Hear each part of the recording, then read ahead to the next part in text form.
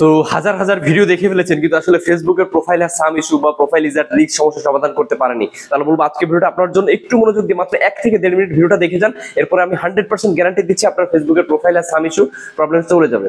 তো আমরা কিভাবে ফেসবুকের প্রোফাইল হ্যাজ সাম ইস্যু সমস্যা সমাধান করব সেটাই আজকে স্ক্রিনে যে আমি দেখিয়ে দিচ্ছি। চলুন কথা না বাড়িয়ে আমি দেখিয়ে দিচ্ছি, একদম 100% লাইভ প্রমাণ দেবো, 100% লাইভ প্রুফ দেবো যে কিভাবে আসলে আমি Facebook profile has some issue দূর করলাম।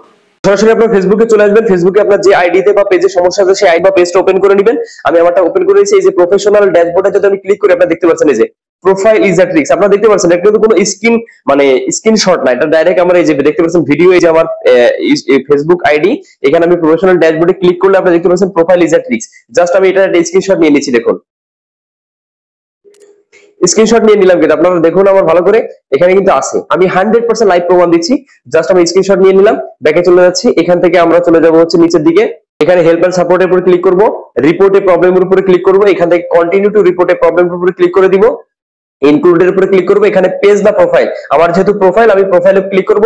এরপরে ডেসক্রাইব দ্য ইস্যু আর আপলোড ফ্রম ফোন, এখানে আমি ফোন থেকে এই যে স্ক্রিনশটটা আপলোড দিলাম। এখানে নতুন একটা অপশন যুক্ত হয়েছে রেকর্ড স্ক্রিন, এই স্ক্রিন রেকর্ড করে আপনারা দেখাতে পারেন, অথবা আপনি স্ক্রিনটা রেকর্ড করে এনে সেটা আপলোড করতে পারেন। এরপরে ডেসক্রাইব দ্য ইস্যু, এখানে দেখুন মেইন ইস্যুটা এখানে আপনারা কি লিখবেন দেখুন, আমি ডেসক্রিপশন বক্সে অথবা কমেন্ট বক্সে চেক করুন, আমি দিয়ে দিয়েছি। জাস্ট এটা লিখে আমি এখানে সেন্ড করে দিতে হবে। এই যে এখানে কোনো কিছু পরিবর্তন করবো না, জাস্ট এখানে your page or profile name, এখানে আপনার ফেসবুক পেজ বা প্রোফাইলের যে নামটা আছে সেটা দিয়ে দিবেন। নামটা দেওয়ার পরে এখানে আপনার ফেসবুক পেজ বা প্রোফাইলের লিঙ্কটা দিয়ে দিবেন, আপনার যে লিঙ্ক দেওয়ার পরে জাস্ট এই যে এখানে সেন্ড বাটনে প্রেস করে দিবেন। এই যে সেন্ড বাটনে প্রেস করবেন, লিঙ্কটা জাস্ট আপনারা এখানে 3 ডট মেনুতে ক্লিক করে এই যে লিঙ্কটা কপি করে নেবেন।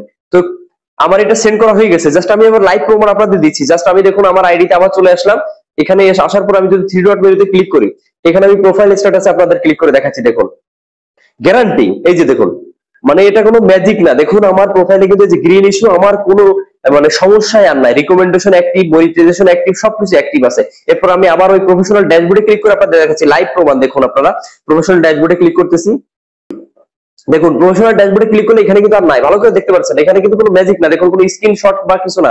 এখানে ইনসাইড আমি দেখুন ক্লিক করে করে দেখাচ্ছি, এই যে দেখুন আমার হোমে কিন্তু নাই। আমি যদি এখানে ক্লিক করি, দেখুন এই যে দেখুন আমার মনিটাইজেশন অ্যাক্টিভ, রিকমেন্ডেশন অ্যাক্টিভ, আমার সবকিছু অ্যাক্টিভ, প্রোফাইল রিকমেন্ডেশন সবকিছু অ্যাক্টিভ, এখানে কোনো ইস্যু নাই। আপনারা দেখতে পাচ্ছেন ভালো করে দেখুন আমার প্রোফাইল রিকমেন্ডেশন কিন্তু অ্যাক্টিভ, এই যে দেখতে পাচ্ছেন রিকমেন্ডেবল। তো এইভাবে খুব সহজে আপনারা আবেদন করে দেখুন, গ্যারান্টি আপনাদের এই প্রোফাইলের সাম ইস্যু চলে যাবে। তো আশা করি ভিডিওটা বুঝতে পেরেছেন। যদি ভালো লাগে অবশ্যই বন্ধুদের সাথে শেয়ার করে দিন, যাদের এই সমস্যা আছে তারাও দেখে উপকৃত হবে। আজকের ভিডিওটা এই পর্যন্ত, ধন্যবাদ সকলকে।